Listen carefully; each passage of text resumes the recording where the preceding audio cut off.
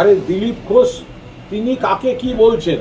তার দলের লোকেরা তাকেই মেদিনীপুর থেকে হাঁটিয়ে ছেড়ে দিয়েছে, তিনি আবার অন্য কে কোথায় কোন দেশ থেকে কোথায় গেছে সেসব নিজের কেন্দ্র থেকে হাঁটিয়ে দিয়েছে সুকান্ত বাবু আর শুভেন্দু বাবু মিলে। বাংলাদেশ নিয়ে চর্চা অব্যাহত।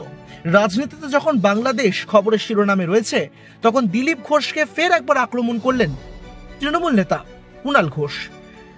বাংলাদেশ প্রসঙ্গে মন্তব্য করেছেন দিলীপ ঘোষ। এরপরেই কুণাল ঘোষ বলেন, বাংলাদেশ প্রসঙ্গে দিলীপ ঘোষ কি মন্তব্য করছেন, তাকেই তার কেন্দ্র থেকে সরিয়ে দেওয়া হয়েছে। সরিয়ে দিয়েছেন সুকান্ত মজুমদার এবং শুভেন্দু অধিকারী। নাম না করে বঙ্গ বিজেপি নেতৃত্বকে একযোগে আক্রমণ করলেন কুণাল ঘোষ। আমি তো আবার বলছি যে দায়িত্বজ্ঞানহীন বাচালতা করেছেন দিলীপ ঘোষ।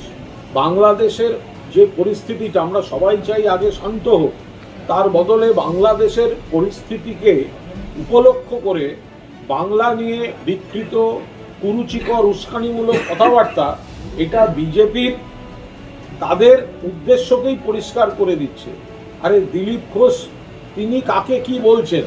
তার দলের লোকেরা তাকেই মেদিনীপুর থেকে হাঁটিয়ে ছেড়ে দিয়েছে, তিনি আবার অন্য কে কোথায় কোন দেশ থেকে কোথায় গেছে সেসব নিজের কেন্দ্র থেকে হাঁটিয়ে দিয়েছে সুকান্ত বাবু আর শুভেন্দু বাবু মিলে দিলীপ বাবুকে।